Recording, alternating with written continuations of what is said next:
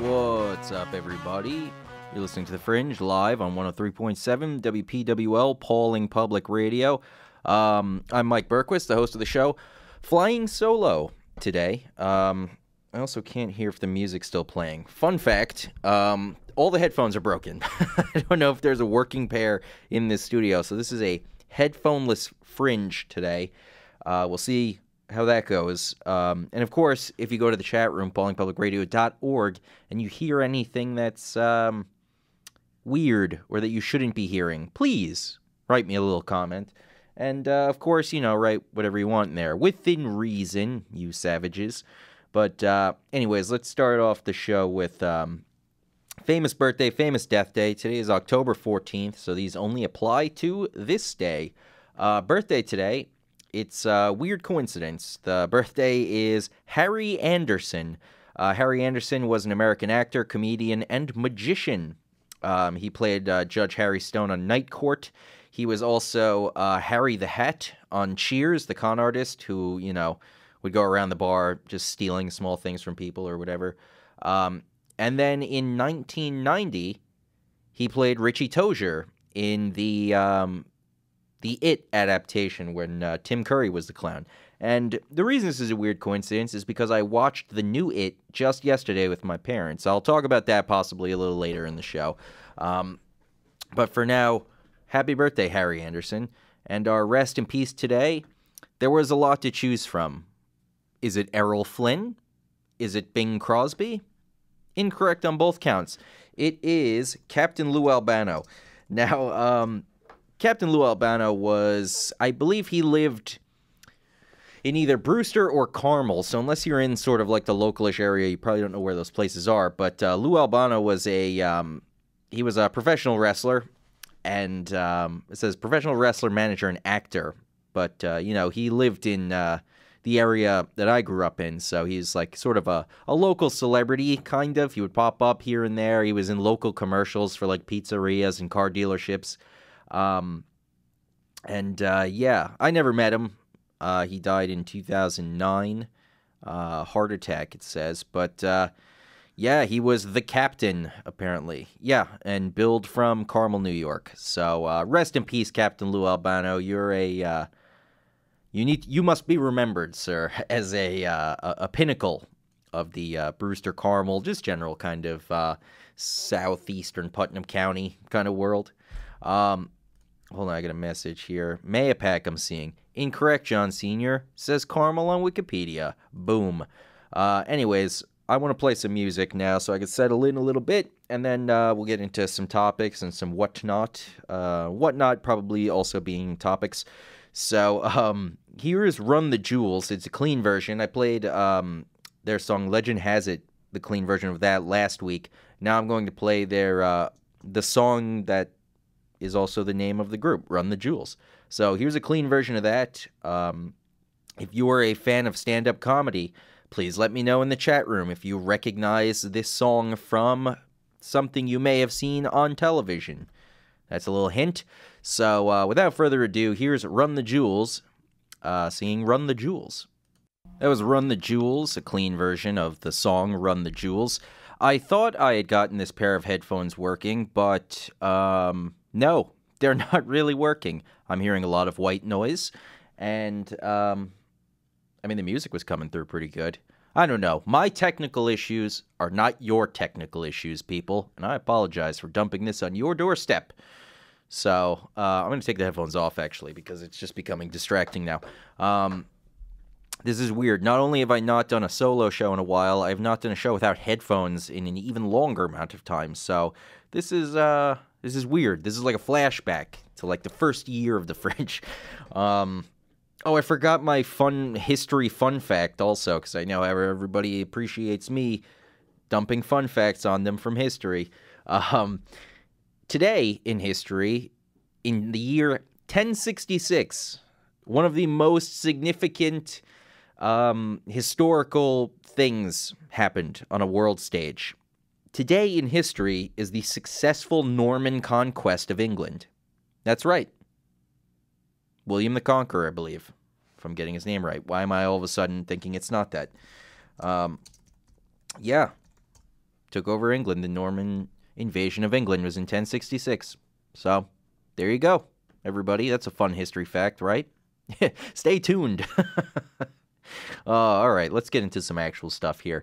I'm just looking at Google News right now, and already mortified by the news today, by one story that I saw on here. We'll get to that soon. We'll probably have to take a look at it just to see what the hell is happening. But before we get to that, let's just look at some headlines here. We got Saudi Arabia is rejecting Trump's comments and threatening retaliation for any punishment. So I'm not sure what that is, but it's weird to threaten retaliation against us after you murder a journalist and we get mad. I don't know. It's weird. But once again, the entire Western world is afraid for some reason of offending Saudi Arabia, even though all these human rights violations and things happen constantly. They say it's getting more progressive, better, more open, and then things like this happen that show the exact opposite. So, but nobody wants to play hardball, really. Too much money. Too much money. So, Saudi Arabia and Trump are now going back and forth, which is, to be expected. We've got Hurricane Michael aftermath. That was a fast one. Also, kind of a bummer that Florence, just happened. I think everybody was a little burned out after Florence was supposed to decimate the Carolinas and turn them into an unrecognizable wasteland. I mean, it did make a lot of the mosquitoes much larger and more dangerous. Also, brought a lot of snakes and spiders out of hiding, I believe, also with the flooding. But everyone was so burned out after that story because they just built it up as the storm of forever. It's the biggest one that's ever going to happen, and it's going to be the worst ever. And then it wasn't really that. And now Hurricane Michael happened, and it really was supposed to be something huge, and it really was pretty devastating and historical. And yet everyone is kind of like, all right, we've already seen this movie 2 weeks ago. So Hurricane Michael not getting the amount of coverage that Florence got, and I don't know if it deserves more coverage than Florence, but it seems like it was a more powerful storm at the end of the day. So there's still the aftermath. Thousands joining the recovery efforts. Many residents are still missing. So, and that was such a fast storm. I feel like it just kind of happened. I don't know if there was there definitely wasn't I shouldn't say definitely because I don't know for sure, but it doesn't seem like there was as much evacuation time as there was with Florence. But again, that could be just because of the news coverage being inconsistent. So who knows? What else we got here? Recommended for me, every upcoming Stephen King movie. It Part 2, all the way to Pet Sematary, which doesn't sound like a very far distance. Let's check that out from Screen Rant. So, Screen Rant is reporting that April 5th, as soon as April 5th, 2019, Pet Sematary is coming out again. Based on the novel from 1983, was also turned into a movie in, I would have to imagine, the late 80s or early 90s. You know what? This is a very easy thing to look up, and I'm going to. So take that, everyone. 1989. Yeah, Stephen King's Pet Sematary, 1989. I saw most of that movie. It was not great. The only really culturally lasting thing from that movie is the guy who played the old folksy neighbor who knew about the burial ground. I wish I could remember the actor. He was, oh God, now I can't even remember that thing. He was like the Frankenstein father in that show. What the hell was the name of that show? I can't remember. And then he was also the judge in My Cousin Vinny, that guy. He was the neighbor. He put on that, thick kind of Maine accent, and, he was great in it. And South Park parodies that character quite often in their show, and it's just one that comes up a lot. That role has been recast, mostly because I believe the original actor is dead, and this is a different movie. So those two things kept in mind. That role will now be played by John Lithgow, actually, in the new movie. And let's see here. Pet Sematary centers around Lewis and Rachel Creed, played by Jason Clarke and Amy Seimetz, respectively. Jason Clarke, for anybody who doesn't know off the top of their head, just recently, it might be the last major film release he had, played Ted Kennedy in Chappaquiddick. He was also the politician brother in that show Brotherhood that was on Showtime for a while. This is like fairly early Showtime in terms of getting into like scripted series of their own. So Jason Clarke's going to play him. The guy has a pretty pretty thick accent, I'd say. At least in everything I've seen him in, it's like, I don't know if it's Boston or if it's Rhode Island. It's that whole New England kind of thing wrapped up into one voice. So from that point of view, I'm sure he'll do fine. So basically, it's Lewis and Rachel Creed. They're two children. They move to a new home in Ludlow, Maine. However, instead of finding peace out in the country, they discover a cursed cemetery that has the power to bring the dead back to life. But, of course, as we all know, they come back changed. There's something wrong when they return. And that's where the horror element comes in. We got It Chapter 2 coming out September 6th, 2019. We talked a little bit about this a couple weeks ago, I believe, with Ed. We went through the casting for the adult version of the Losers Club from the first version. Some of them are better than others. Just saw It Chapter 1 yesterday. And I guess now would be a good time to sort of give my opinion on that, sort of the whole Stephen King thing that I've been kind of into. I'm really leaning into October, everyone. It's a horror month. It's weird. There's all that like spirituality and Celtic stuff and paganist stuff that's just like the veil between like our world and the whatever's next after death is at its thinnest, I believe, around Halloween. I think that's sort of where the hauntings and the ghosts and the spirits part comes into that whole celebration. So I'm getting into all that stuff now, for better or worse. But anyways, I watched it last night with my parents, and what I'll say is my favorite part about the entire thing was just watching a movie with my parents, spending time with them, watching a movie. You know, that was very nice. It was a very enjoyable experience. The movie was interesting. Now, I did myself a disservice, I think, by reading the book first. I had seen bits and pieces of the 1990 movie years ago. It scared the hell out of me when I was a kid, particularly the scene with the shower where Pennywise comes out of the drain in the middle of the floor, if you all remember. But if you all remember, like the member berries. But God, I wish I didn't bring up the member berries because I lost my train of thought what I was actually talking about. That happens to me quite often. Yeah, I'm forgetting what I was talking about. Oh, It Chapter 1, I guess. Okay, so basically, yeah, I did myself a disservice. I read the book. It's a good book. It's longer than it needs to be. The ending is as ridiculous as you would expect from a Stephen King novel. Everything else is great. But, yeah, some of it is just sort of odd in that book. But I watched the movie, and now I understand that it's very difficult to turn what is roughly an 800-page novel into a 2-hour movie, or at least 400 of those pages still into a 2-hour movie. You're going to miss some stuff, especially with the way that the book kind of handles the whole thing. The book spends a lot of time on history, the history of the town, the weird things, connecting these weird, seemingly unrelated dots. But the movie only has 2 hours to kind of get you there. So, I don't know. They didn't devote enough time to each child's sort of backstory and their stuff. The clown was not in the movie as much as he should have been. They changed certain characters around almost completely.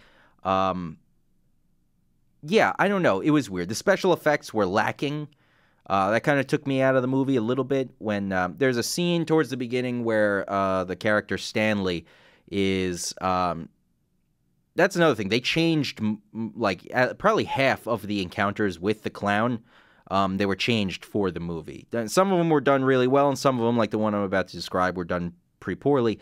There's a painting in his father's office that scares him, so of course the lady in the painting comes to life out of the painting and attacks him, but it looks like bad CGI, so it's not frightening at all. there's something to be said about practical effects, ladies and gentlemen. Look at some of the greatest horror movies of all time. Some of the just greatest movies of all time. Practical effects. Look at some of the movies with the best CGI of all time. Name 5 of those. So, great movies with, I don't know what I'm saying. I'm really out of it today. I'm pretty tired. So my point was, the movie, it was good. It was not great. I don't know, but I don't know what I would have expected, because, it's like I said, at least half of an 800-page novel turned into a 2-hour movie. So, yeah, we'll see how the second one goes. There was I did appreciate some of the Dark Tower references and things in the movie that they included, like the turtle, the constant imagery of the turtle, and I think some of the other creatures of the beams that all connect to the tower. I don't know. I'm getting a little too inside baseball here. Let's continue on. Did not know that this was being made into a movie by Stephen King. Dr. Sleep is getting a movie adaptation. January 24th, 2020, it's set to come out. By the way, if you wanted to know what the next big shared universe thing was going to be after Marvel and DC, Stephen King's universe, apparently. The rich get richer, am I right, folks? So, Dr. Sleep, January 24th, 2020. What's interesting about this is it's the sequel to The Shining. Now, obviously, Stanley Kubrick is going to have nothing to do with this. He has since passed, in case nobody knew. So, whether or not it's going to be a direct sequel to the first movie, like, do you now have little Danny Torrance as an adult? Because Dr. Sleep centers on Danny Torrance as an adult. He still has the shine and all his powers and stuff like that.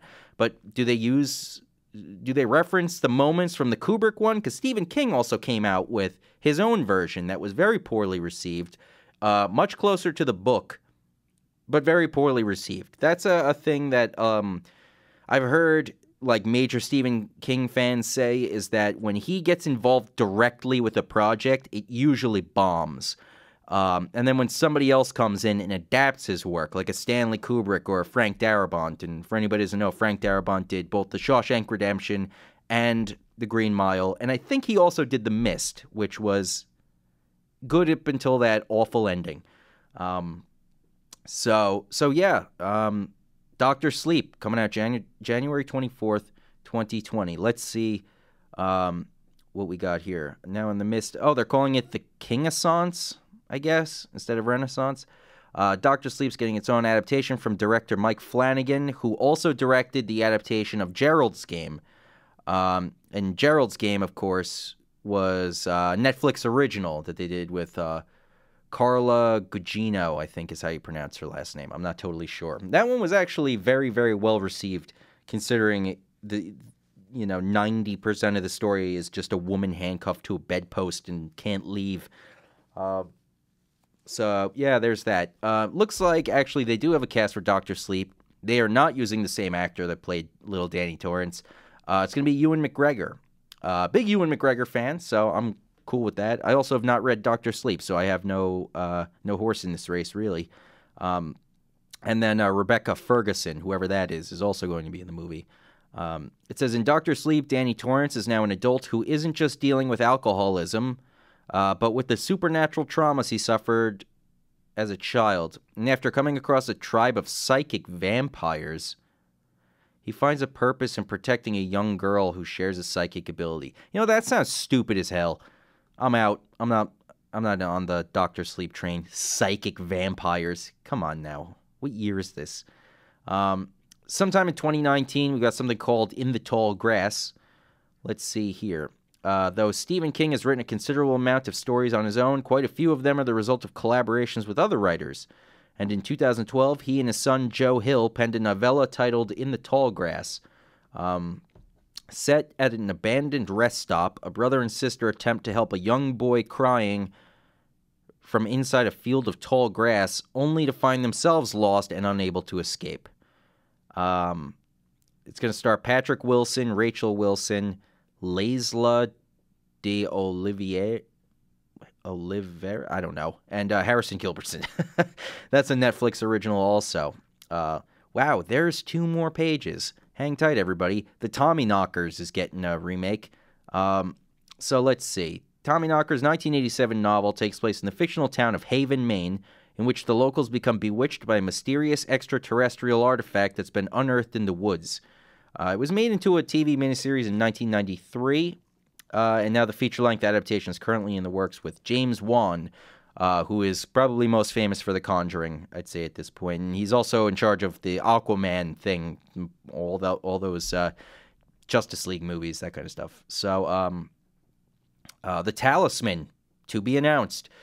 So, Stephen King wrote that with Peter Straub in 1984, a fantasy novel about a young boy who travels into a parallel world in order to find a magical talisman that might save his dying mother. So, there is currently an adaptation of the works courtesy of Steven Spielberg. So, apparently wow, that's interesting. Steven Spielberg's owned the rights to the talisman since the book was released. He may not direct the movie, but he'll play some role as a producer. Let's see. Josh Boone, writer-director of both New Mutants and The Fault in Our Stars, was announced to pen the screenplay in 2017, but few details have been released since concerning the movie's production schedule. All right, I think that sentence was written weird. Here's another one, Revival, which is one of King's more recent books, 2014. Let's see. One of the 2 main characters is a priest who not only battles with his faith, but ends up opening a portal to another world. That's interesting. So Josh Boone, who is attached to direct The Talisman, he's attached to direct not only The Talisman, but the Lacey story adaptation, and another miniseries for some reason of The Stand. So, wow, they are really doing everything, aren't they?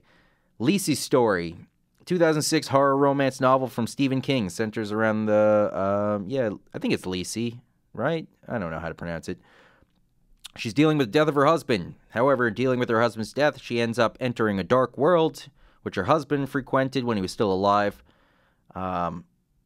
So that one. Then we got Suffer the Little Children, also to be announced. It's based on a short story from King's Nightmares and Dreamscapes, revolves around an elementary school teacher who grows increasingly more suspicious of the children in her class. However, as she attempts to piece together the mystery, people in town begin suffering unexplainable deaths. That's very interesting, actually. That sounds like a pretty great story there. Okay, here we go. Another one. They're remaking another one. Hearts in Atlantis is getting remade.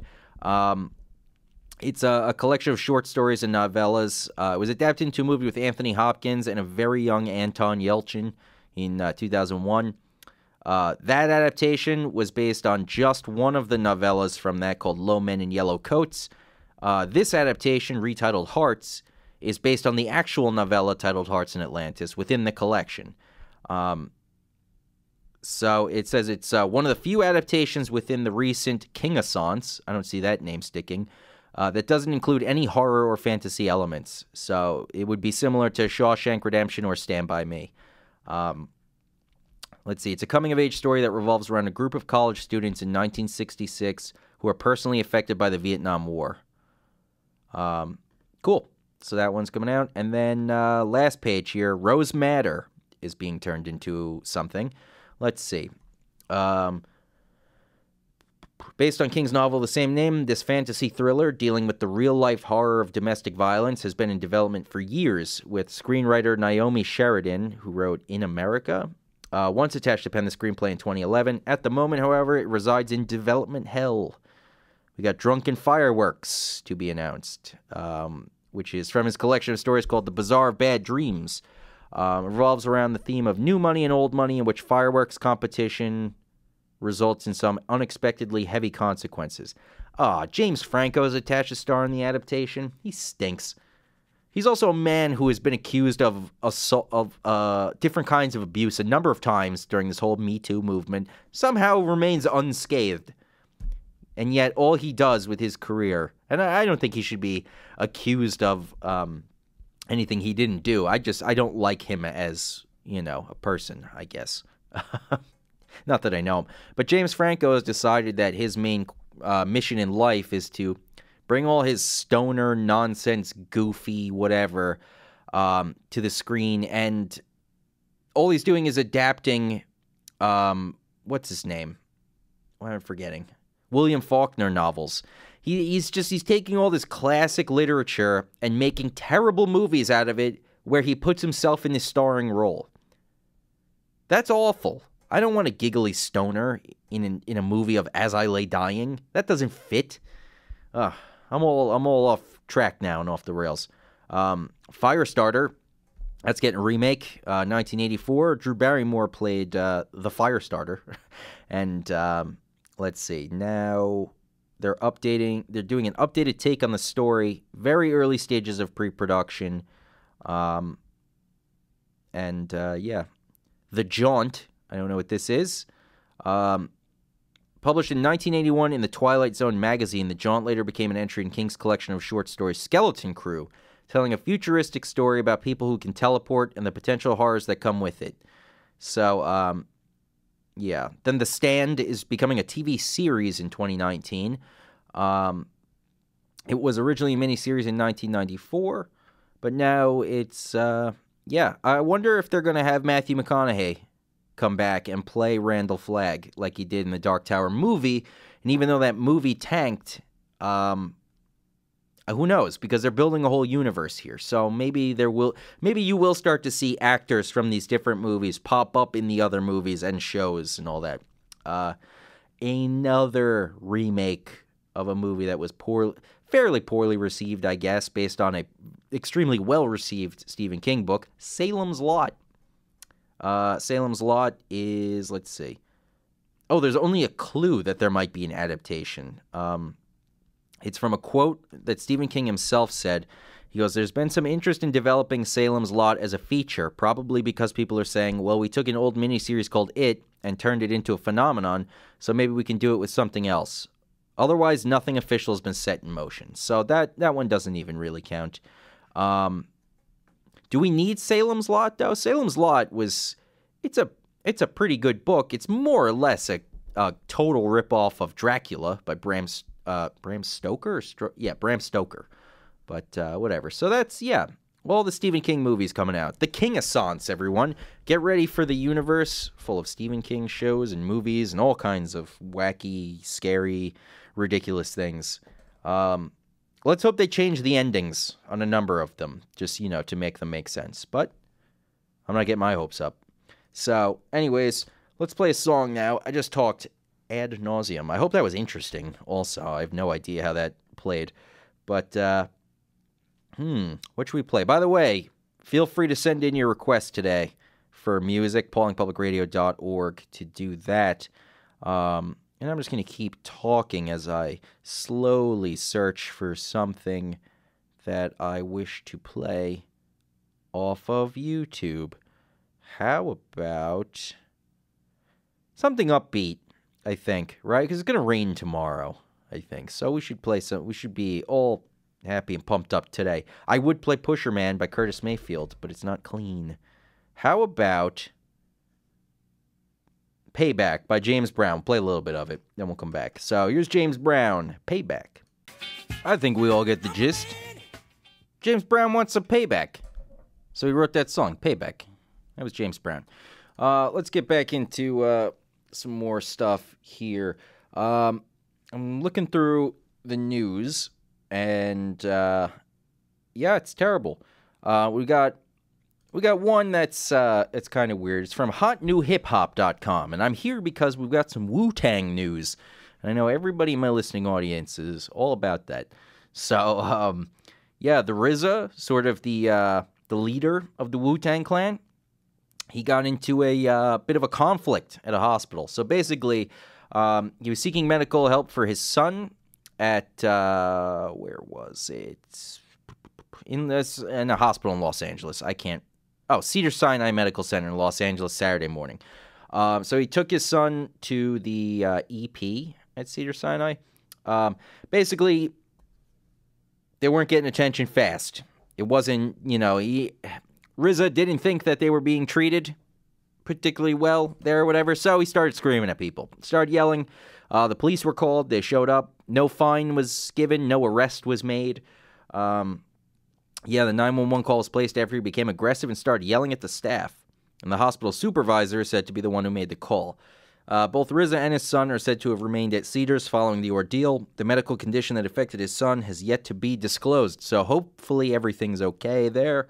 But yeah, it's weird. You don't hear a lot about the Wu-Tang Clan getting into any kind of scuffles. Not these days. They're all middle-aged dudes now, you know? Their first album came out in 1993, I think it was. So, yeah. Now the news gets significantly more horrifying immediately. Let's go to this because there's not enough information here, and it's really awful. So, everybody strap in. This is from WTOP.com. Bodies of 11 infants found in ceiling of closed funeral home. So, in a disturbing discovery, the bodies of 11 deceased infants were found in the ceiling of a shuttered funeral home in Detroit on Friday. The bodies were found in bags, most in a cardboard box, others in a small coffin. So the discovery was made after the Michigan Department of Licensing and Regulatory Affairs, which licenses funeral homes, was sent an anonymous letter Friday afternoon, which described exactly where the remains could be found. It's just the callousness of the operators, the owners, the employees of the funeral home that stands out, Detroit Police Department Lieutenant Brian Bowser said at a press conference Friday night. The inspectors from LARA, which is Licensing and Regulatory Affairs, the inspectors from LARA located the boxes, or the one box and the casket, and they subsequently called 911. The police responded. They removed the box and the casket from the false ceiling, or the lowered ceiling, and they opened them up, and obviously they discovered the remains. Very small remains, he said. It's just... they have the names of some of the deceased. Medical examiner has to conduct probably one of the most disturbing investigations that he'll ever have to do in his entire life.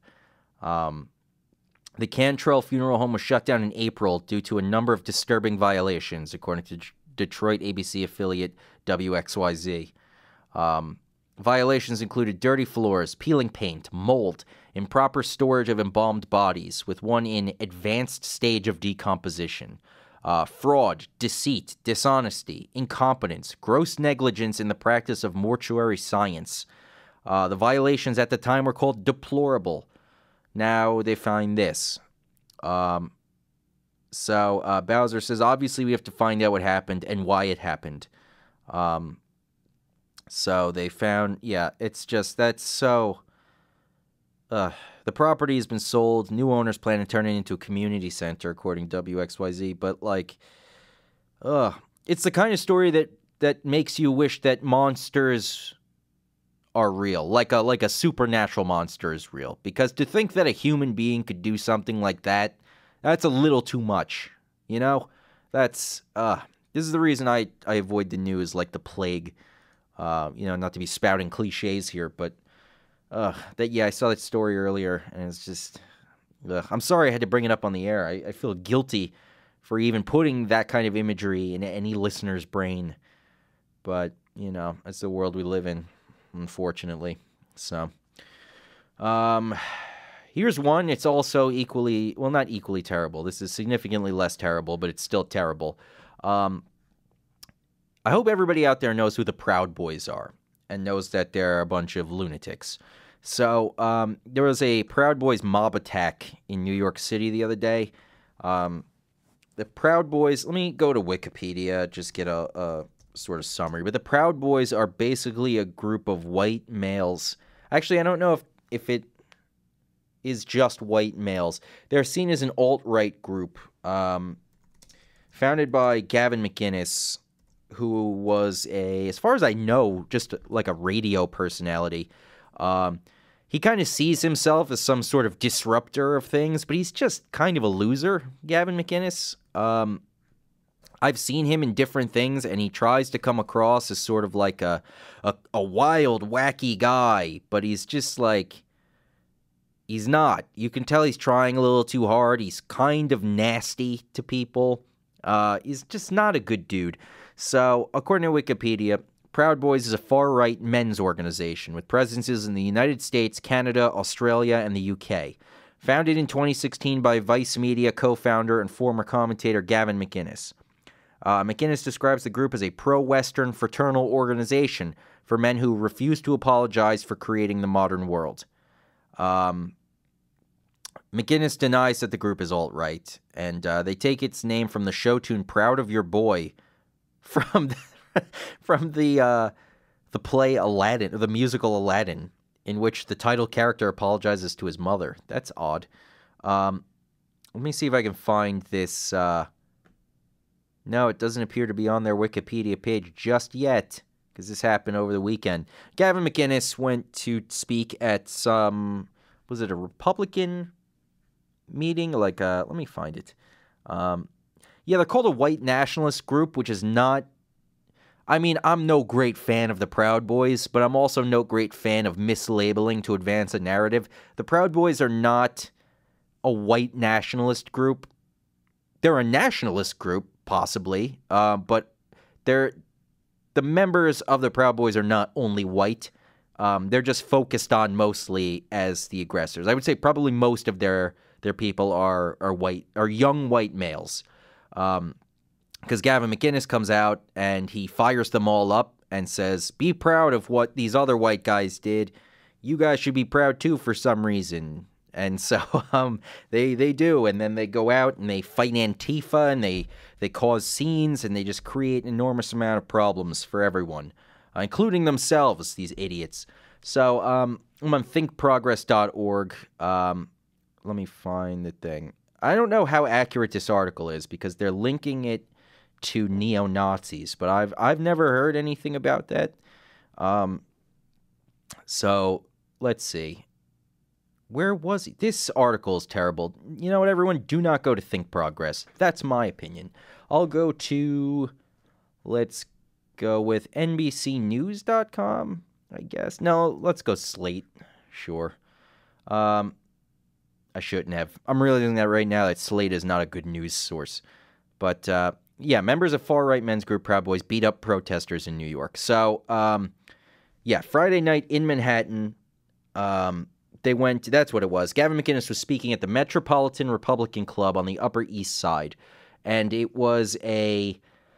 had something to do with an assassination in Japan. There was some guy, I don't remember his name, he killed a socialist with a samurai sword, I think, in like the 60s or 70s. I don't remember the name of all of this. So, of course, Gavin McInnes shows up to give his speech at this thing, glorifying the murder of that socialist via samurai sword. So he brings a samurai sword with him, because why wouldn't he? He's Gavin McInnes. So he went in there, he did whatever. There's people protesting outside, which they do. And, I mean, you really want to take the wind out of these people's sails, these people that you see as the aggressors? Stop doing massive protests that just turn into a violent scene every time, because all you're doing is giving them an extra platform. Because then people have to report on the chaos, and then their message gets out through that. So if you're really trying to fight their message, do it by ignoring them. That's how you do it. Up until this, I didn't even know there was a Metropolitan Republican Club on the Upper East Side. Now I know all about it. So, yeah, basically, Gavin, after he left the event, 30 members of the group just started beating the hell out of protesters. 3 anti-fascist protesters knocked a "Make America Great Again" hat off of a Proud Boy member. So they just started beating up protesters. I don't think Gavin was there. I think he probably got in his, town car and his driver drove him away. For this, grassroots guy, he certainly is nowhere to be found when the violence breaks out. So videos posted on social media show the violence that included apparent members of Proud Boys beating protesters. I've seen some of the video. It's not good. It's not good. They're kicking dudes on the ground. They're just punching people in the face. It's a group beating. If you're part of a mob that beats up a smaller group, you're just a coward. I don't care who you are. You're a coward. And you know why I'm not afraid to call you a coward? I'll call you a coward to your face, because you're only, you only want to have a conflict when there are other people around you.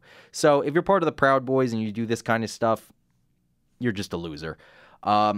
So they also were shouting homophobic slurs at the people, things that I will obviously not repeat on the air for legal and moral reasons. Let's see. None of the Proud Boys were detained for the attacks, although 3 anti-fascist protesters were arrested. Police accused the protesters of attacking a 30-year-old man who was leaving the rally. The New York Police Department said it would be reviewing additional video and other evidence to see if other crimes were committed. If so, we will identify those perpetrators and make further arrests as warranted.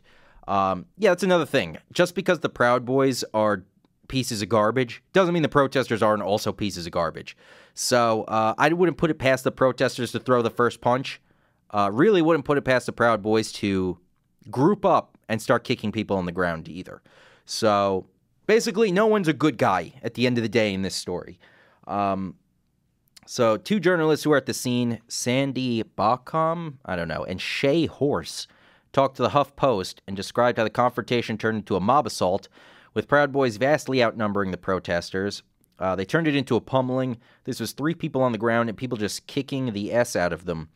After the attacks, the Proud Boys members posed for a photo while flashing white power hand signs, according to a photo posted on Twitter. Okay, so I guess that's proof enough, at least of that faction of the Proud Boys. Again, not trying to defend the Proud Boys, but trying to defend the actual truthfulness of the situation. We don't get anywhere by attaching falsehoods to an already bad thing. So, trying to link them to neo-Nazis and white supremacists, you don't even really have to do that. These dudes are bad enough on their own. So if you are going to link them, there better be some concrete information, because you don't need to, build this up into an even bigger thing than it is. So, let's see here. I haven't seen a fight that violent in a long time, Horse tweeted.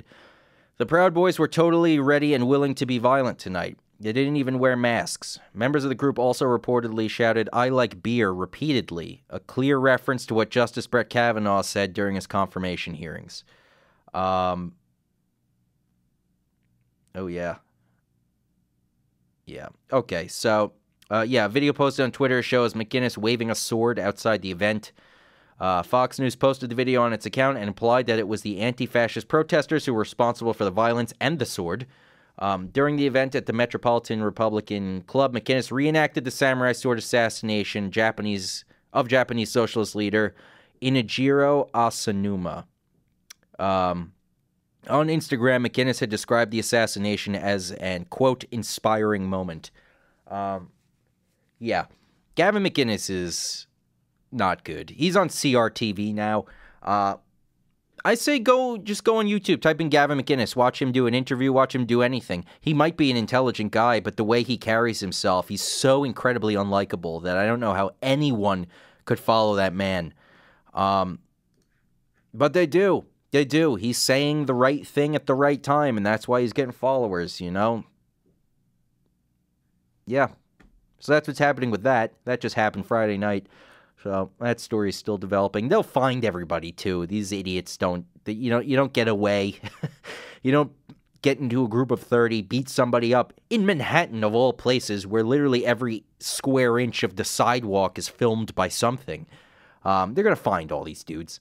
If they could find all those white supremacists wearing masks at like the Charlottesville rallies and stuff like that, and if they could find those dudes, they could find these idiots, no problem. So it'll be interesting to see how that shakes out. More news here. We got world news. Chinese official finds Trump very confusing. Says U.S. warships at China's doorstep, building tension. Afghan Taliban officials. U.S. agrees to discuss troops pullout. I'm a little confused by this. The Taliban and a U.S. envoy meant to discuss ending Afghanistan occupation, the Taliban statement says. What? What happened if we do not negotiate with terrorists? Isn't that the whole thing? I don't know what's happening in this world anymore. Let's continue onward. We got a hurricane in Portugal. Hurricane Leslie hit Portugal with 109-mile-per-hour winds. Lisbon was devastated by the storm. So, there's that. Oscar Romero, Pope Paul VI, elevated to sainthood. Everybody, you know what I might do is put up that clip that Teresa and I did probably a year ago, if not longer, about how to become a saint. Because it's an interesting process that requires you to be dead, by the way. So before you get your hopes up about, being canonized as a saint or whatever the process is called, Yeah. There's Danbury police charged 2 after drug trafficking investigation. The man in the picture doesn't look like a drug trafficker, which is interesting. But I guess, that's probably the best kind of drug trafficker, when you don't appear to be one. So there's that. This is all local news now here in Google. Apparently there was a plane that took off from Danbury Airport with 3 people on board and crashed in New York. 1 dead, 2 still missing as of today. That's very strange. Business news, rest in peace to Bill Coors, the beer pioneer. He is died at the age of 102. I'd like to think it's because beer. It's because of the beer that he was able to live to 102. I can't imagine a man of that wealth and magnitude who's drinking Coors, even if his name is on the can. But, yeah, who knows? So rest in peace, Bill Coors. Wall Street Journal is wondering if Sears is going to shrink or close. Mike Stradamus, that's me, predicts both. First it will shrink, then it will close, like most businesses. What else we got? I guess it's National Dessert Day. So you can get free treats and stuff. I don't know. The news is so garbage. It's either there's 11 baby corpses in a ceiling somewhere, or you can get a free sundae today only at your local Dairy Queen. I can't handle this sort of split personality thing that our society, or the news, provides. It's so strange. There's, no consistency in tone whatsoever. It's jarring at best. Technology news is always nonsense. Entertainment news. It looks like First Man trails Star is Born and Venom with a sluggish $16.5 million launch. First Man, I think, is that Ryan Gosling, Neil Armstrong movie, which, I don't know. I'll speak on behalf of myself, but I feel like it's probably just me. I get annoyed at little things all the time, but Hollywood, if you're listening to me right now, please, for the love of God, stop making biographical movies about astronauts. They're not as interesting as you think they are. It's the same story every single time. They don't know if they're going to be able to get where they're going. They train really hard. They have a long talk with their family about, I might die here. Oh, but you're leaving your family. Don't go up to space and follow your dreams. Stay here and take care of us. And he goes, no, I can't do it. I have a duty to do this. I have to do this. This is my life. And then, of course, he succeeds in the training. They get in the ship. They do whatever. And this is not the movie. This is just how all those movies go. So, sort of a spoiler alert, I guess, if you've never seen an astronaut movie before. They get in the ship. Takeoff is always a little, there's a sense of real tension. Is it going to explode? Are they going to get off the ground? The actors making concerned faces in the ship as they're strapped in. I'm sure that will feature in there. There might be a wisecracking astronaut. Maybe one that's not totally up to the task, who starts to panic a bit. But, he'll come through in the crucial moment, of course, because that's how that character arc works every time. They get up to space. They encounter... they get up to space. They complete whatever the mission is. And then the technology goes wrong. And then they got to figure out how to get back and not die in the process. And, of course, they all do. And then everyone lives happily ever after. Fade to credit or fade to black. Put up where they went in the events after the movie. Roll credits. There you go. That's First Man. It's also Apollo 13, or Apollo, I don't remember what that movie was, the Tom Hanks one. That one, there was another one probably recently, I think. I don't know, but they're all the same movie every time, so good. I'm glad that it has a sluggish launch. Venom, still up there. Star is Born, still up there. I don't know why A Star is Born needed to be remade. As a person who pretty much despises all musicals, I don't know why A Star is Born needed to be made ever. But it's there. So, good work, Bradley Cooper, I guess. Here's a good one from Fox News. Kanye West returns to Twitter with a video about mind control. That's right. An in-depth mind control speech from Africa. So, he's been busy. He just met with the president. Now he's yelling about mind control in Africa. Good stuff. I'm sure it was taken out of context, because it's very easy to take Kanye West out of context. He says a lot of things. You could really, really make him look like even more of a lunatic if you take things out of context. So was he talking about literal mind control? Probably, but maybe not. He might have been using metaphor. What else we got here? Sports. I guess Chael Sonnen, who was he was a state senator for a while, but he was a UFC fighter too. I guess he's now in Bellator. Bellator is one of the big MMA competing organizations with the UFC. They don't hold a candle to the UFC, but they're the other like big organization, and I'd say their biggest guy on the roster. Like Muhammad Ali might not be the right sort of comparison to make, but he's like, people are excited to watch this guy, Fedor Emelianenko, who I believe is he the top pound for pound fighter in the world? I think he was at some point in time, I believe. So he just beat Chael Sonnen at Bellator 208. So there you go. Fedor Emelianenko must be 50 years old now. Let's just look that up real quick. Not that it's interesting to anybody. He's 42. He's from the Ukraine. Yeah, the guy is just a beast of a fighter, and it doesn't seem like he's slowing down even slightly. So that's interesting. MMA is the only good sport, by the way. There you go. That's a hard stance, and I'm taking it. So, yeah, baseball's still happening, but the Yankees are out, so baseball's kind of over. Am I right, fellow New Yorkers, or am I right? Science news. Before I do science news, let me just say, because it's top of the hour, you're listening to The Fringe on 103.7 WPWL, Polling Public Radio. I'm Mike Berquist, speaking to you directly from the Rush Studios in downtown Pauling, New York. So, let's see here. Yeah, science news. Stephen Hawking, according to the Daily Galaxy, that's a fun name, Stephen Hawking predicted a race of superhumans.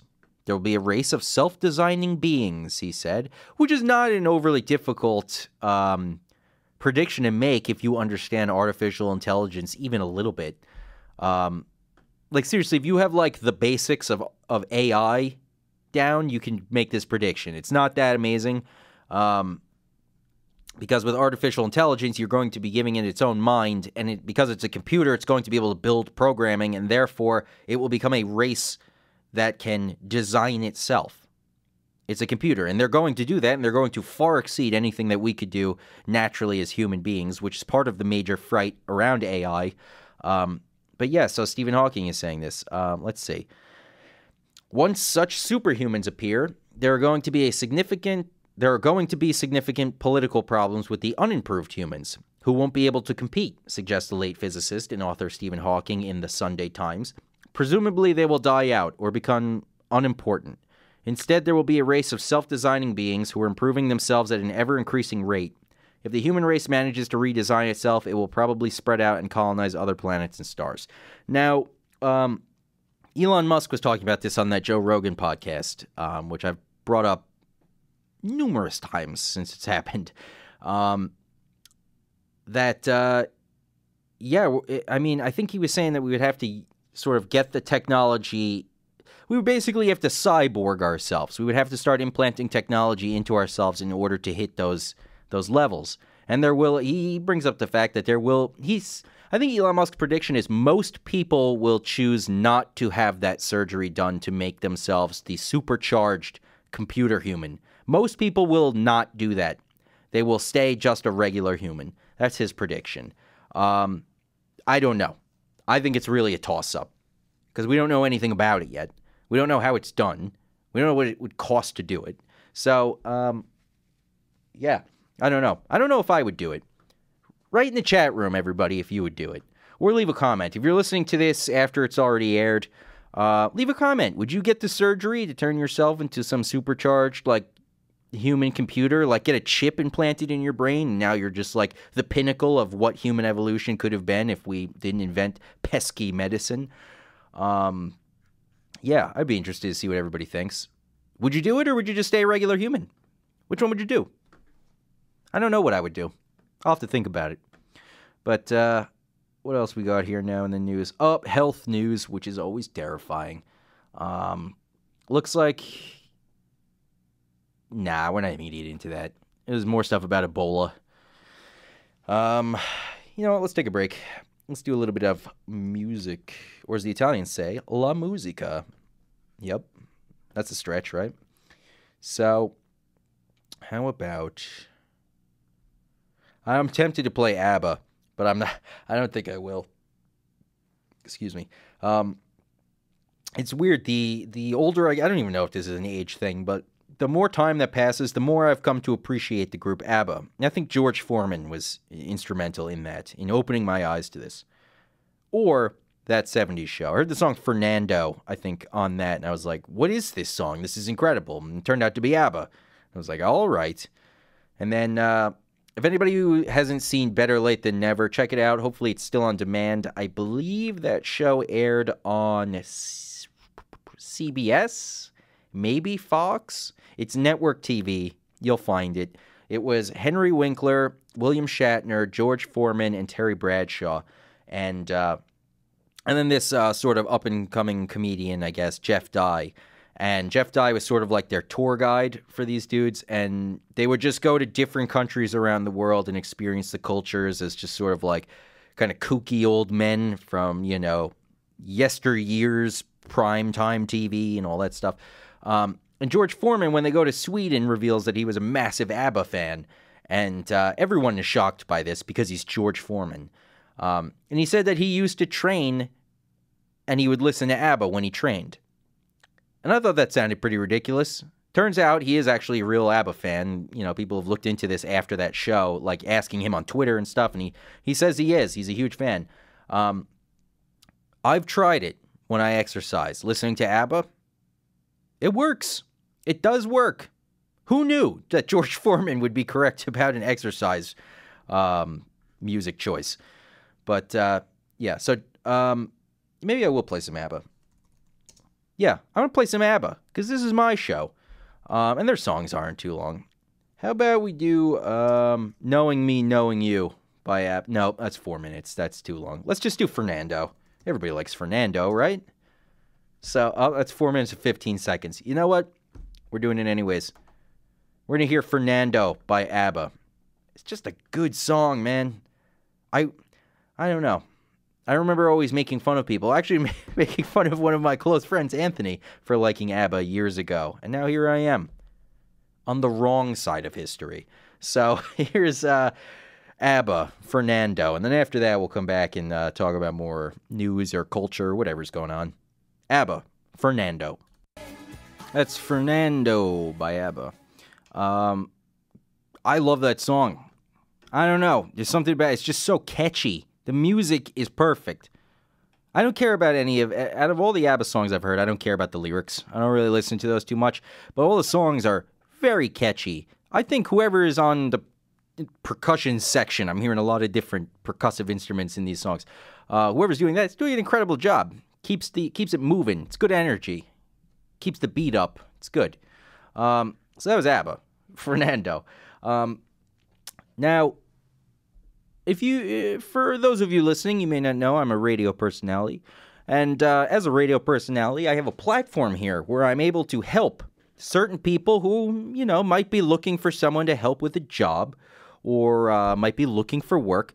And so, just taking a cursory glance around the internet, I found a couple of people who are looking to hire some people. So I figured I'd read their requests on the air to, you know, help them.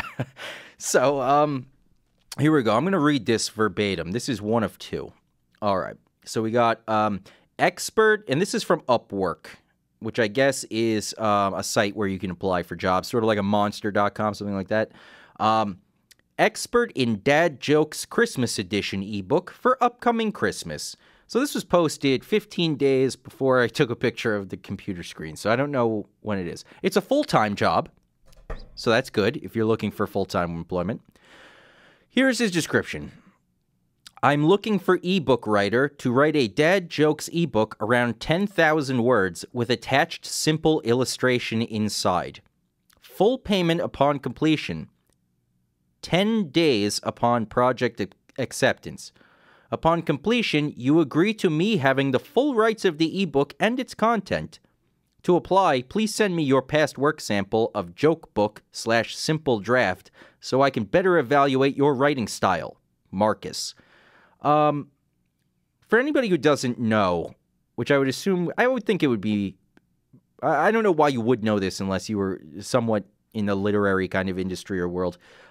10,000 words is 40 novel pages.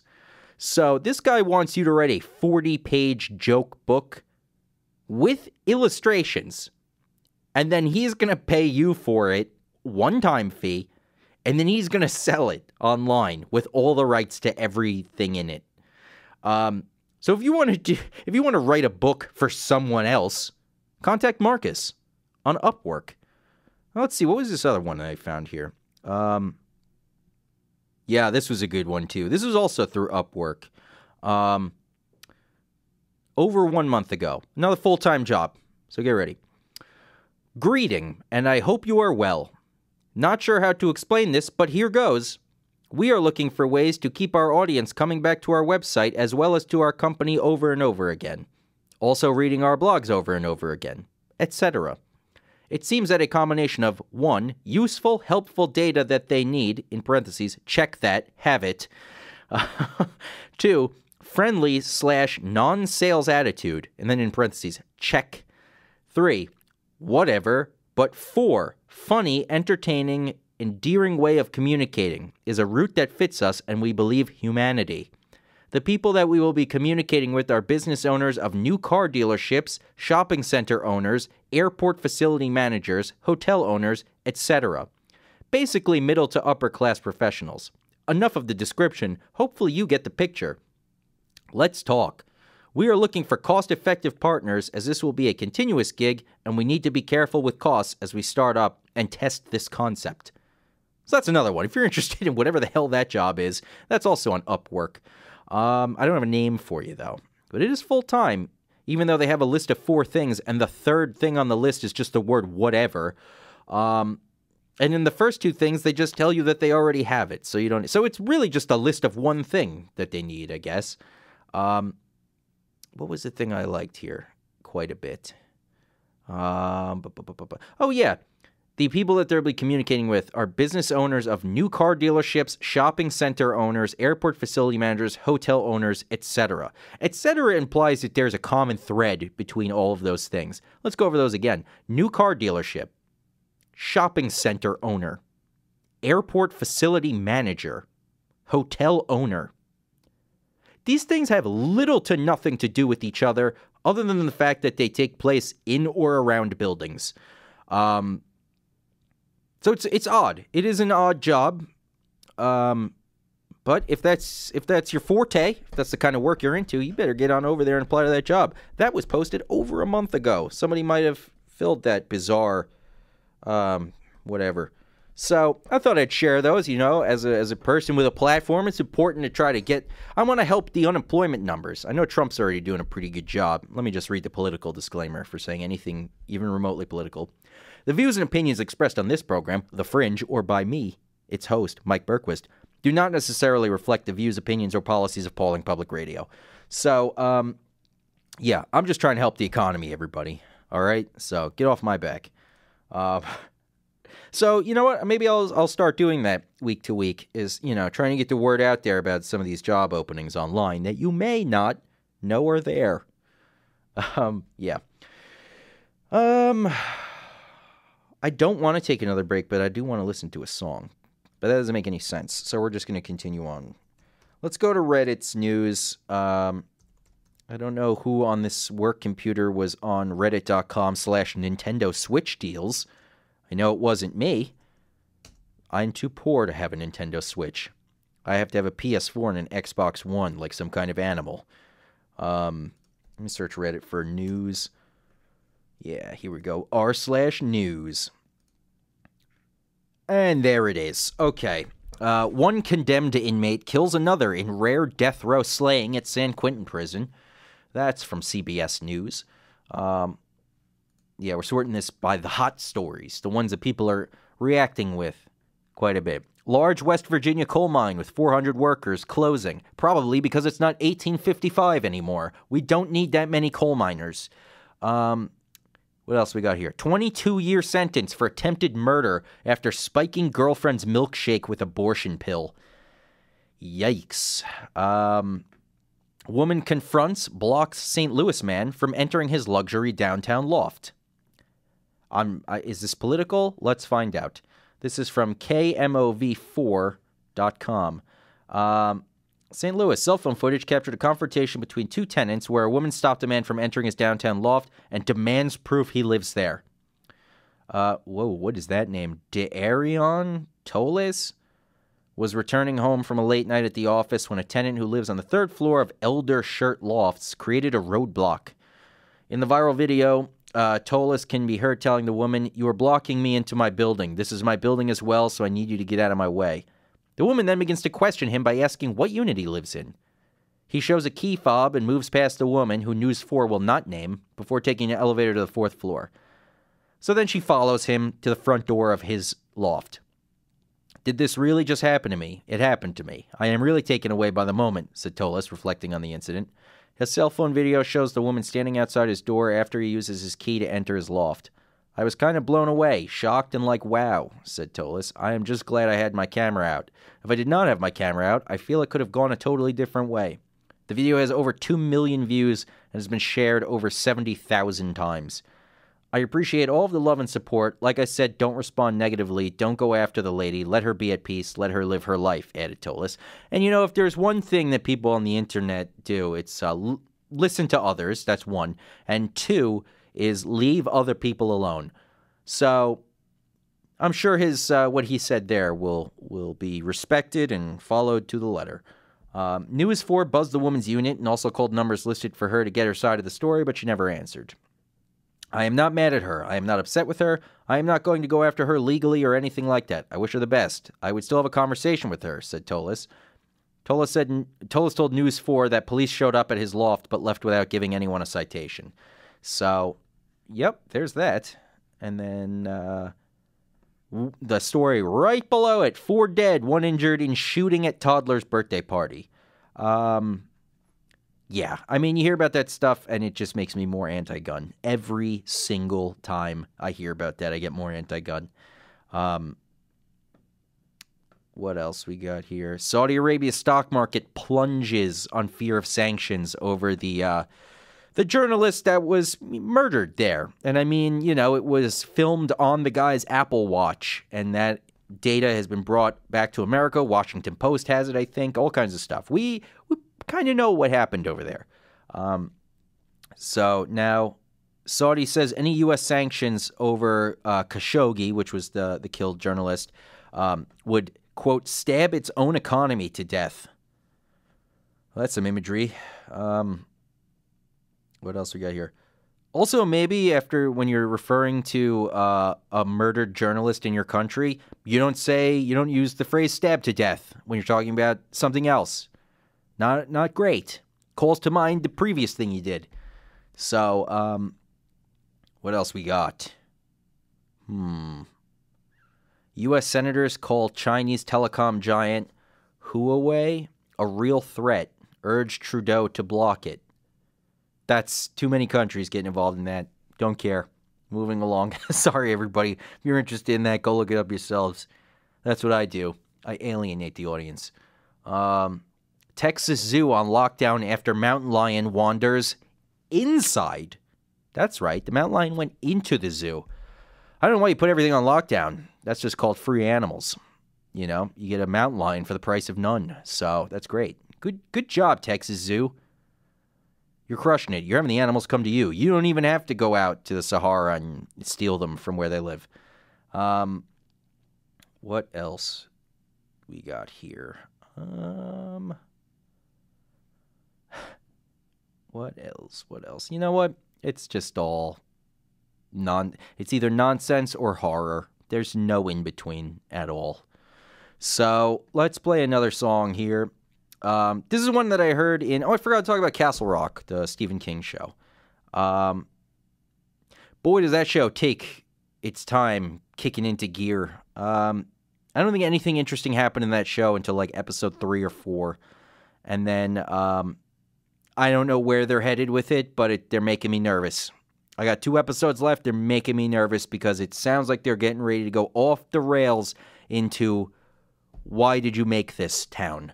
So we'll see if they get there. Hopefully they salvage it and they make something interesting and good that makes sense at the end of, all of these many hours spent watching it.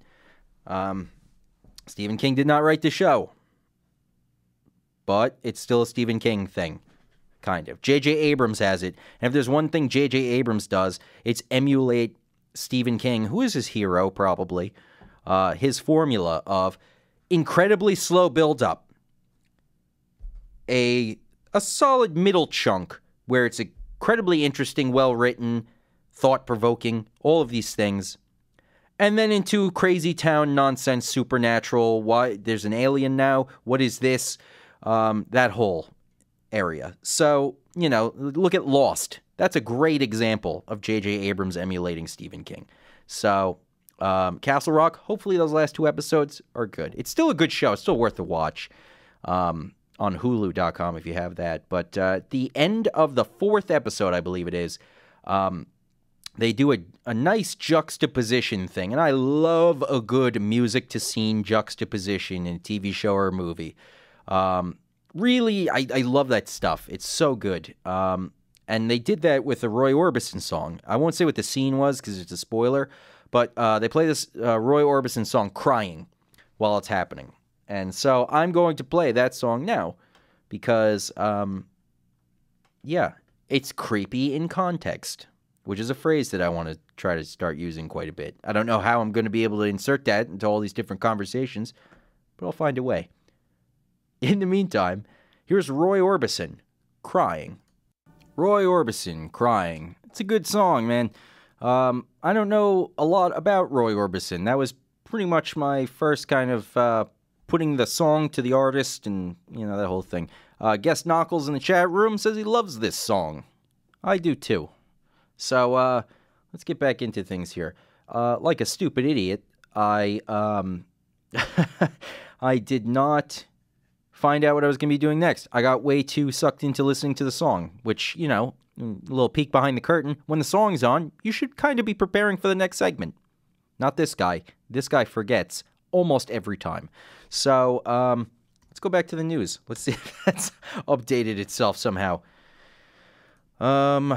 Looks like CBS News is saying that the Democratic lead continues to grow in the race for the House. But then again, if you remember a little something called the election of Donald Trump to the White House, everyone who said anything about polling and statistics and finding patterns and doing all these things, these Nate Silver kind of things, everyone who was so sure they knew every step of the way what was going to happen was wrong every step of the way because their data could not predict what happened. We're now in the middle of that unpredictable, maelstrom of things.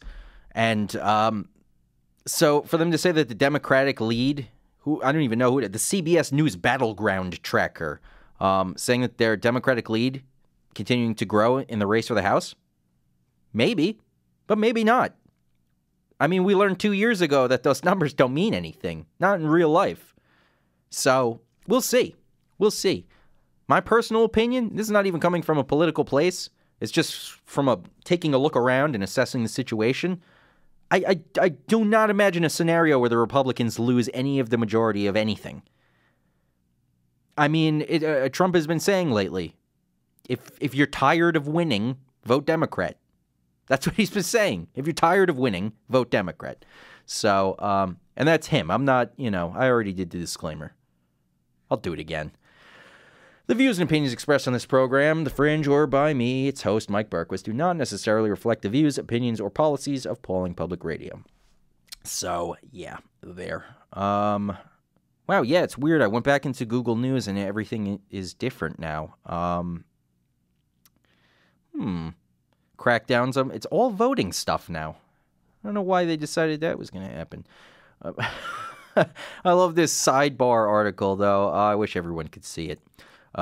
It's just I'm seeing all this stuff about elections and important stuff to really think about and discuss and all these things. And then I see a sidebar article from Vox.com that just says, why are CVS receipts so long? An investigation. You know what? As much as they make fun of them, we're going to find out right now. The long, long history of long CVS receipts. I don't need a long history. Why don't you just tell me? Why aren't articles like this one sentence long? Like, it's got deals at the bottom for the next time. Like, that should be the entire article, is what it says. Nope. This is a fluff piece. Somebody got paid an exorbitant amount of money to write. Yikes. Another poll, CNN poll. More see a Trump win likely as Biden leads the crowded Democratic field.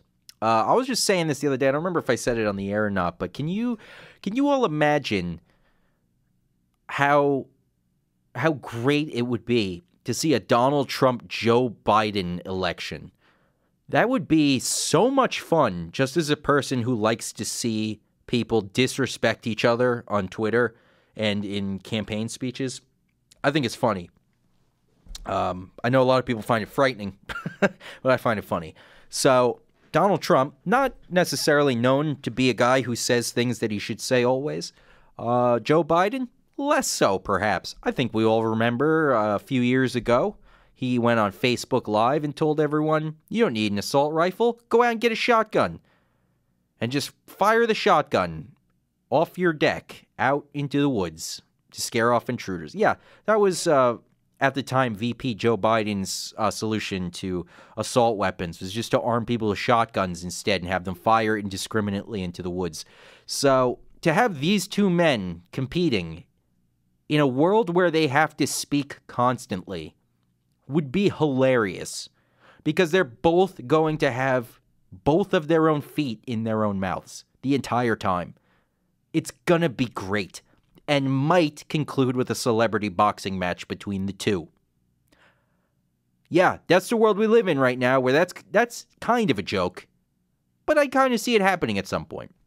There's going to come a time in our history where you have to win a fight or a trivia contest, where you got to play some kind of televised game, like in all those dystopian movies from the 80s. Like, you have to do that stuff, and whoever wins gets to be the president. We're not that far away from a world where that's the criteria. We're just not. So, yeah, I don't know. But, hey, why not? What? We're headed that direction anyways, so let's just get there. What else we got here in the news? There are a lot of storms happening. Storm Callum, worst flooding in 30 years, hits Wales. Sorry, hey, I guess they just washed all the junkies away. There's a real heroin problem in Wales, I think. Wales, Scotland, parts of Ireland, I think. Wherever there was a lot of industry, and now there is none.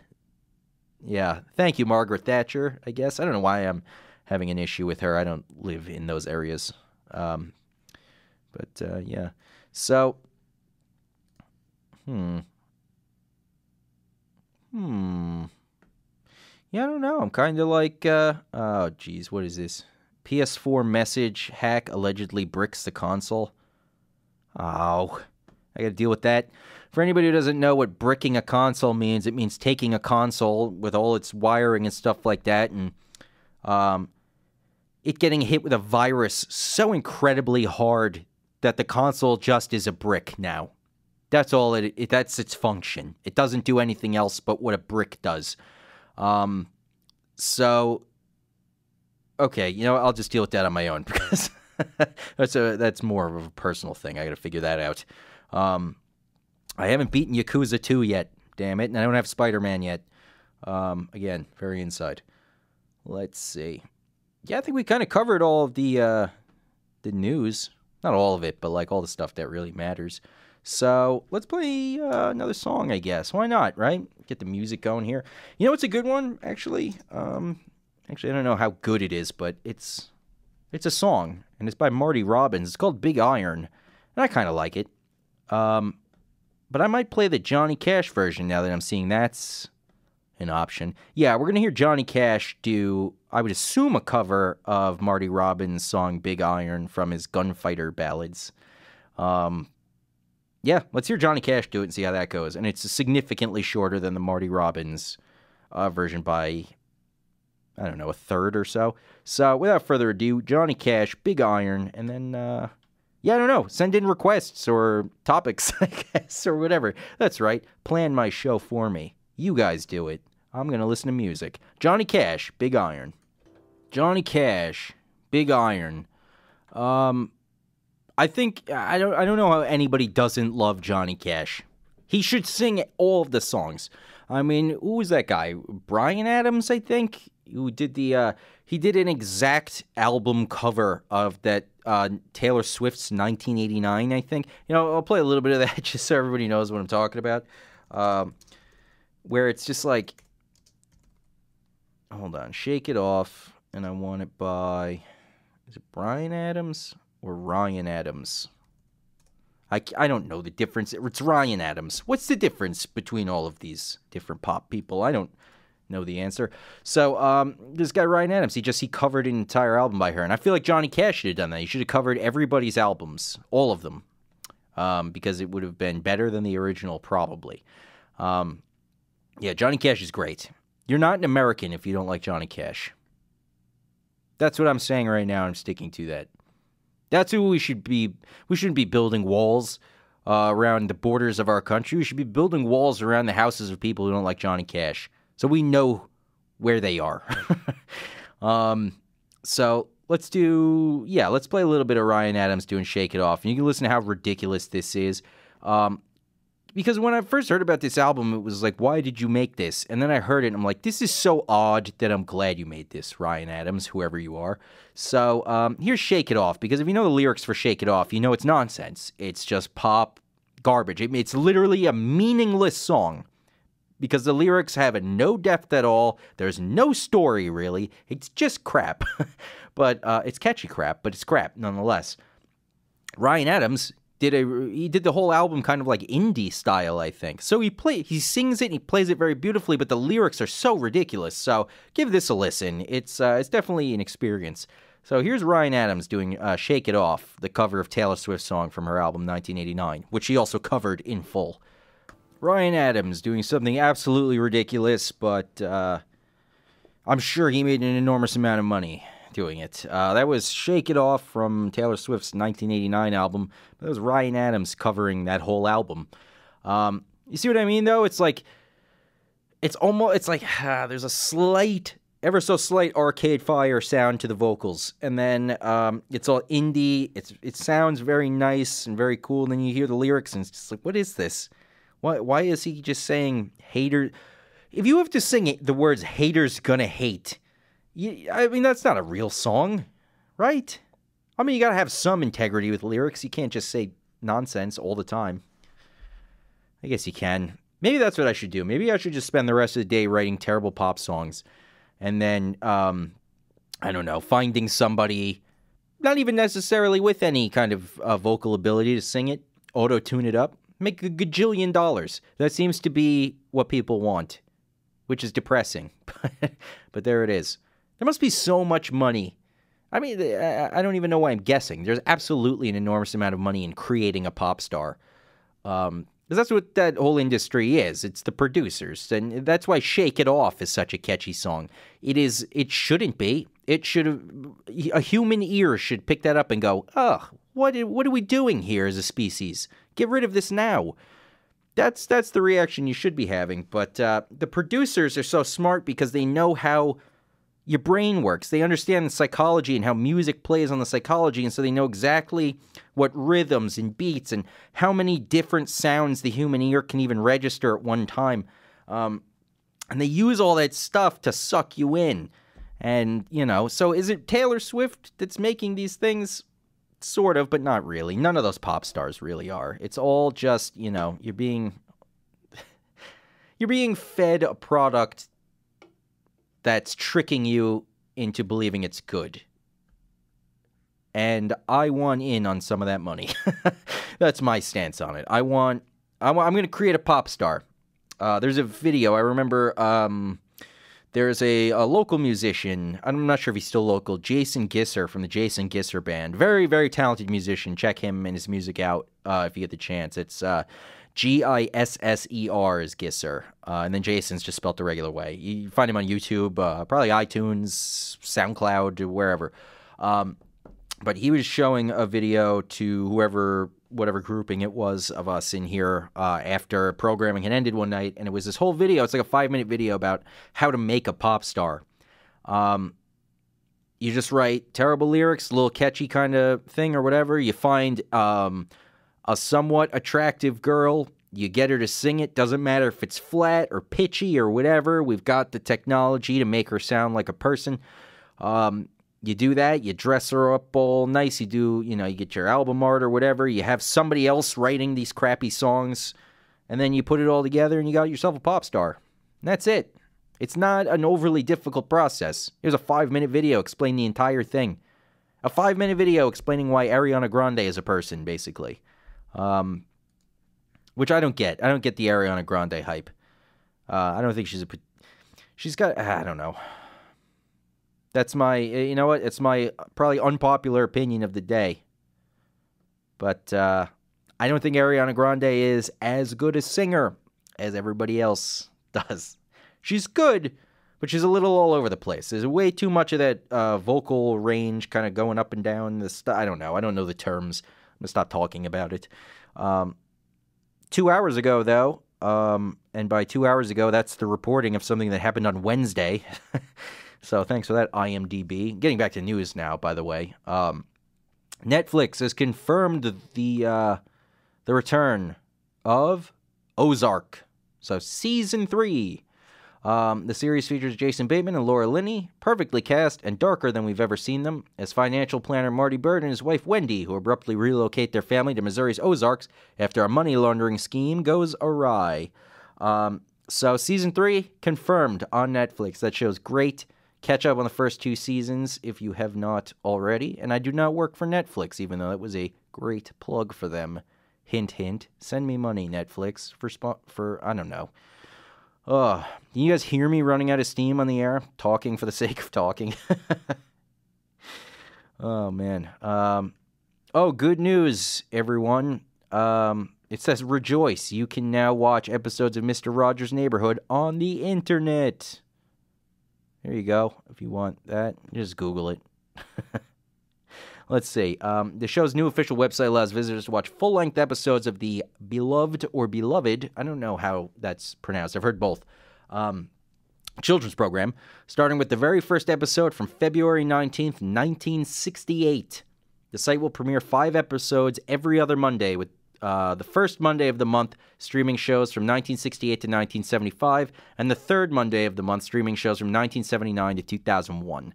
So that's pretty interesting. And there's been a tremendous amount of attention shown to Fred Rogers over the past year or two. I'm not totally sure why that is. I don't know if it's because of the documentary that came out that people loved. I've heard stand-up comics on podcasts and stuff say that they cried during the Mr. Rogers documentary. And that's weird because stand-up comics are not necessarily known for displaying any kind of emotion other than sort of laughter and, teasing each other or whatever.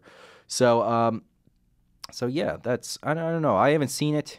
I remember watching Mr. Rogers as a kid, but I was absolutely at the tail end of the whole thing. So I don't know. I'm not going to go back and watch everything from 1968 forward, though. I am an adult now. But if you all out there want to relive the glory days of Mr. Rogers, now you can. You just got to go to their new website. What do we got here? What is this? Angelina Jolie just wrapped a movie. Everyone's, I don't know. This is people.com, so they're more focused on her unrecognizable costume and her blonde look. But the thing that's weirding me out more here, it's a film called Come Away, and it's a magical reimagining of Alice in Wonderland and Peter Pan. What is that?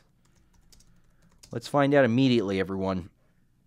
Okay, so Come Away is an upcoming fantasy drama film directed by Brenda Chapman and starring Angelina Jolie and David Oyelowo. I believe he played Martin Luther King Jr. in the Selma movie. Depicts the title characters of Alice in Wonderland and Peter Pan as siblings trying to help their parents overcome the death of their eldest son. Jesus, that is not what I was expecting at all. Okay, so that's a really weird idea. But you know what? If you're going to do a sequel or a reimagining or a reboot, this is a way to do it. Put your own unique twist on it. So Alice from Alice in Wonderland and Peter Pan, the mythical boy who never ages, are somehow siblings. And they're trying to help their parents overcome the death of the eldest son, which is horrifying that would be the plot line of this kind of a movie. Let's see.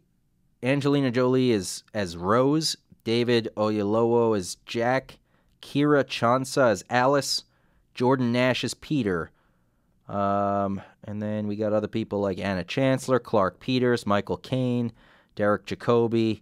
Yeah, a lot of people here. And Angelina Jolie and David Oyelowo are playing the parents of Alice and Peter.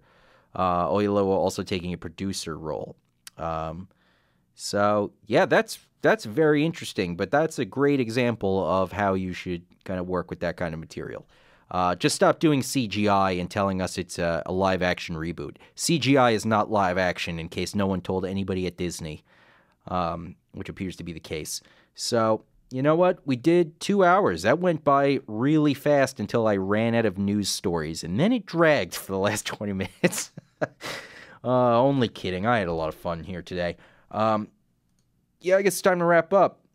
I want to thank you all for listening to The Fringe. This was a non-co-host Fringe and a non-headphones Fringe. This is a real throwback style of doing this show. So hopefully you all enjoyed it. I had fun. And I'll be back next week. I think I'm going to start... I've been kind of good with horror topics on the air. Some sort of musical, kind of things with that. For example... the only time I did it today, the Roy Orbison song. But I want to do more of that creepy and context music. Maybe get a little bit of Q Lazarus next week. Some Goodbye Horses. I'm sure we all know what movie made that song unlistenable. If you don't, it's Silence of the Lambs. It's when Buffalo Bill is dancing around in front of the mirror and, being really, really unpleasant. So anyways... we'll be playing more horror-y kind of stuff, I guess, as time goes on. Get some more co-hosts in here. Not just Teresa and Ed, who I love doing radio with the both of them, but I want to get some fresh voices in here too. Continue doing a fun show. Because I think that's the goal, right, of radio. Is just have fun. Let's all have some fun. And talk about some stuff and try not to find any more articles about dead kids, because those seem to be in abundance in the news, which is upsetting, and also not the way I wanted to end my show by mentioning that again. But here we are. So thank you all for listening to The Fringe, 103.7 WPWL, Pauling Public Radio. I'm Mike Burkus, and I'll see you next week. Peace.